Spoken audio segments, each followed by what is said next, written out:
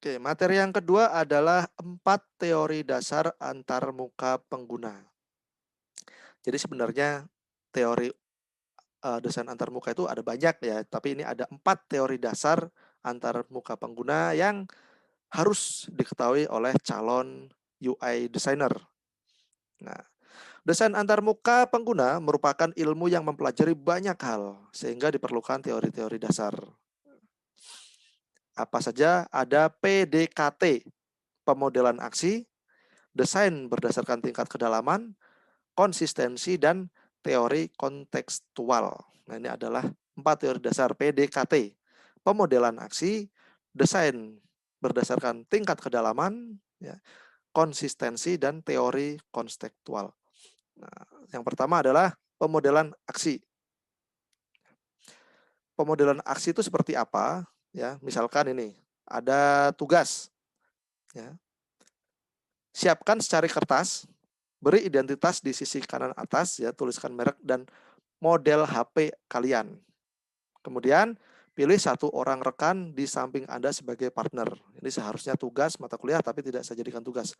Tugasnya adalah tanpa mengoperasikan HP Anda, tuliskan langkah-langkah untuk menulis hingga mengirim SMS ke partner Anda. Asumsinya adalah nomor HP partner belum pernah disimpan. Nah, aktivitas dimulai dari layar utama HP Anda, tidak dalam keadaan terkunci. Jadi ada di home screen, ya, ada di layar depan. Posisinya sudah membuka kunci. Nah, kemudian tukarkan HP dan langkah-langkah mengirim SMS ke partner Anda. Di sini, ya, kalian diminta menuliskan langkah-langkah mengirim SMS dari pertama kali HP terbuka, ya sudah terbuka kuncinya, sampai mengirimkan SMS. Nah, ya. Mungkin ada 2 merek HP yang langkah-langkahnya sama. Ya.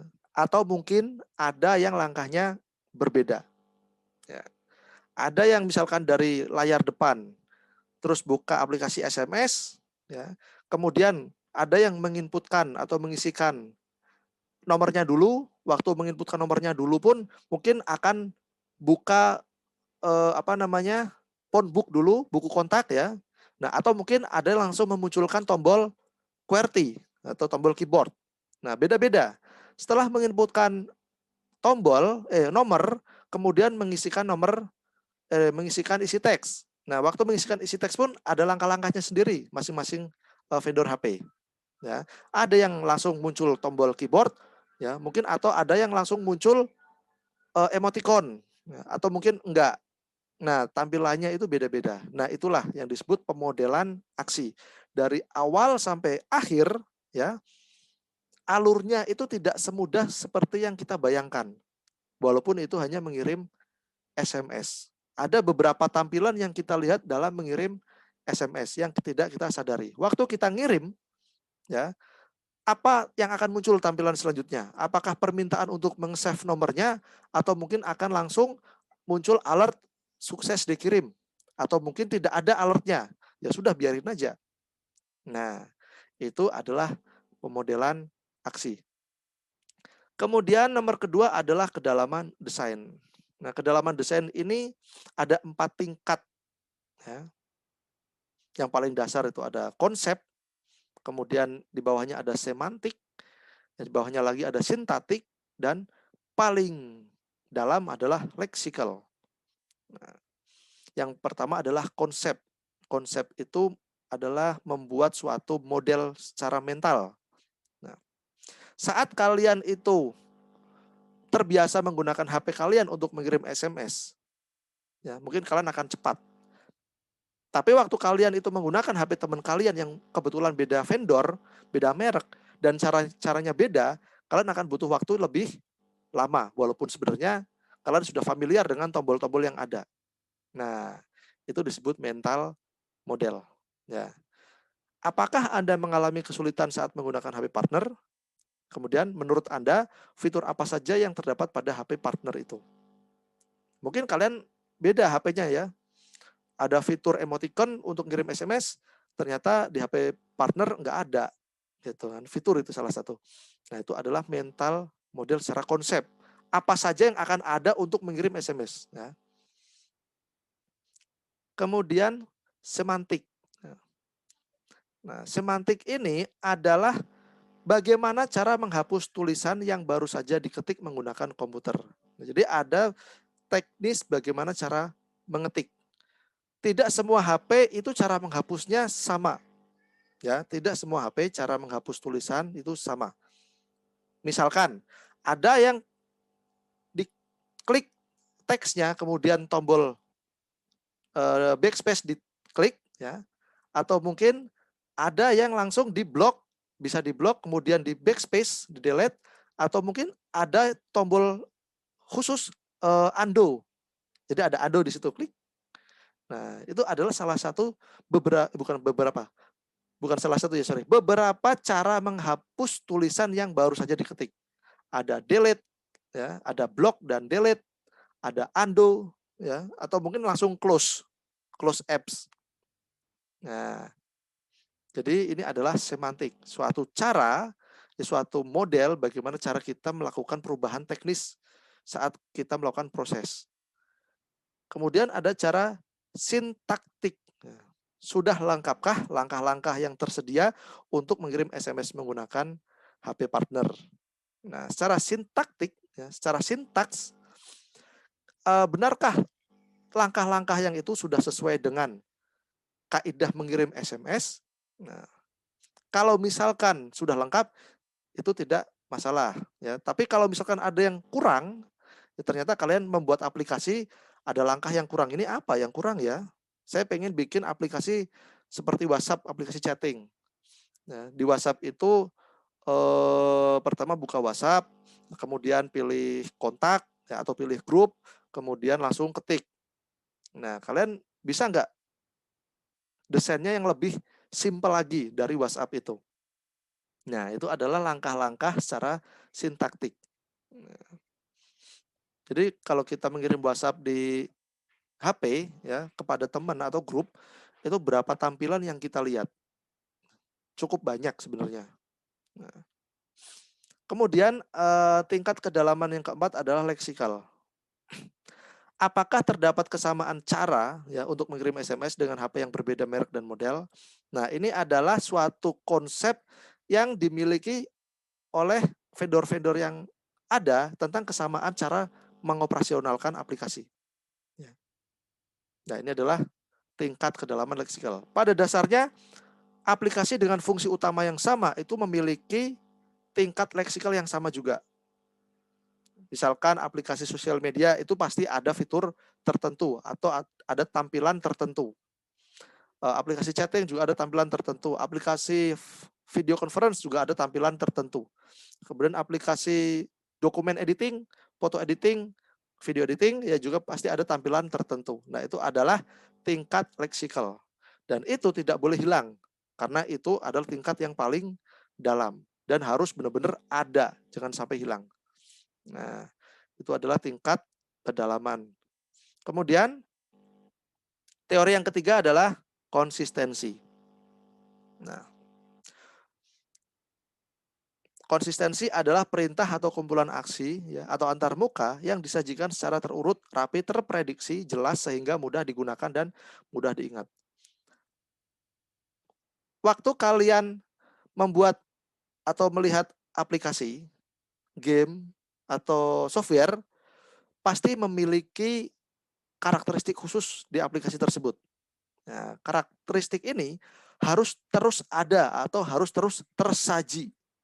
Nah, misalkan kalau kalian itu buka WhatsApp, contoh karakteristiknya, contoh ciri khasnya adalah warna hijau. Atau mungkin dari sisi fontnya khas, atau mungkin dari sisi ikonnya. Nah, itu adalah karakteristik yang terus tersaji dan harus konsisten. Baik itu dari sisi posisinya, baik itu dari sisi bentuknya, ya, baik dari sisi ukurannya dan lain-lain. Jadi harus ada karakteristik utama yang tersaji. Tapi ada kalanya ketidakkonsistensian itu juga harus disampaikan kepada pengguna. Tujuannya untuk apa? untuk mendapatkan perhatian khusus dari pengguna. Misalkan itu ada alert. Nah, kalau di layar ini misalkan ada antivirus McAfee ya. Normalnya itu ciri khasnya adalah hijau ya. Tapi untuk mendapatkan perhatian kepada pengguna diganti menjadi merah. Karena apa? Khawatir kalau kasih warna hijau penggunanya nggak sadar. Itu apa sih? Oh, itu hijau, biarin aja. Kalau hijau itu berarti normal. Ya. Tapi kalau dikasih warna lain, merah, itu berarti, ada apa ini? Nah, seperti itu ya. Jadi inkonsistensi itu terkadang juga diperlukan untuk mendapatkan perhatian pengguna. Nah, kemudian teori yang keempat adalah teori kontekstual. Nah, kontekstual itu apa? Proses desain yang terstruktur, dirumuskan dengan baik dan terpusat pada user centered. Terpusat pada user atau user centered yang menyediakan beberapa metode ya. Antara lain untuk apa saja? Mengumpulkan data tentang user dan lingkungan, menginterpretasikan dan konsolidasi data secara terstruktur, membuat prototipe atau perwarupa dari konsep produk dan layanan, dan menguji serta memperbaiki konsep bersama user. Waktu kalian itu membuat aplikasi, pasti pengen aplikasi itu ada bayangan akan digunakan oleh siapa. Nah, yang menjadi kendala sekarang ini, kakak-kakak kelas kalian itu bikin aplikasi pembelajaran untuk anak SD, tapi bingung, ini aplikasi yang pakai siapa? Anak SD-nya, gurunya, atau orang tua si anak? Nah, ini yang menjadi kendala mahasiswa untuk melakukan desain kepada pengguna. Pak, saya ingin membuat aplikasi belajar buah-buahan AR untuk anak TK. Nah, pengguna aplikasinya itu siapa? Si anaknya, gurunya, atau orang tuanya? Kalau judul sih gampang ya. Karena apa? Desain untuk anak TK, desain untuk guru, dan desain untuk orang tua itu pasti berbeda. Nah, desain anak TK itu ada caranya sendiri, desain untuk gurunya juga ada caranya sendiri, desain untuk orang tua, yang notabene orang tua itu dari berbagai macam umur dan bidang, itu juga ada caranya sendiri. Nah, itu juga harus dipastikan siapa target penggunanya dan siapa saja penggunanya.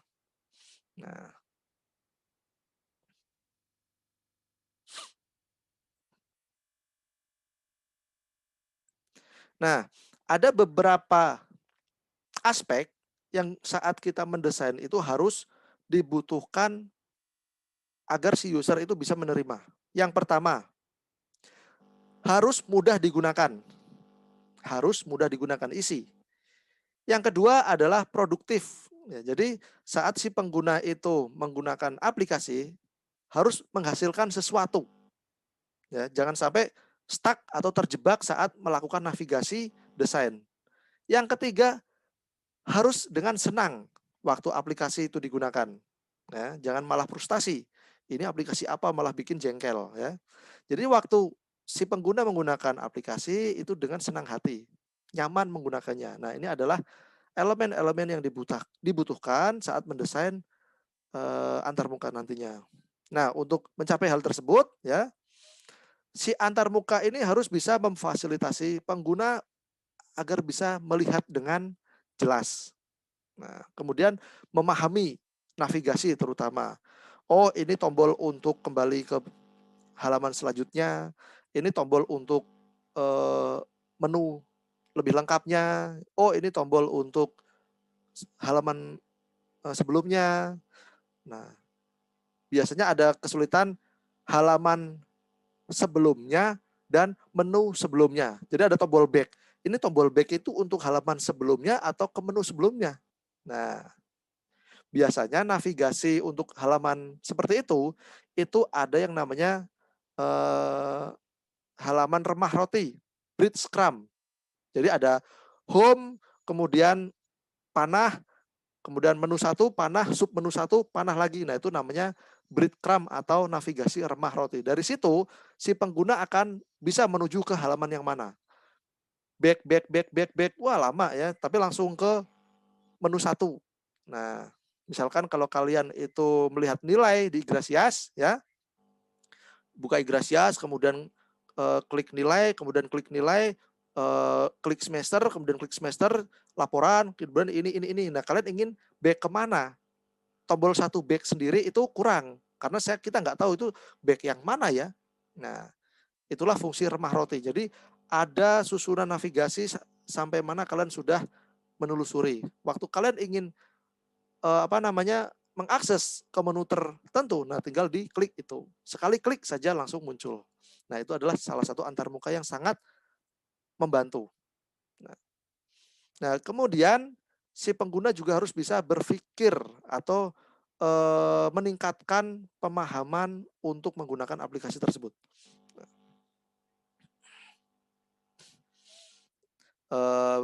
Selanjutnya adalah, udah habis ya.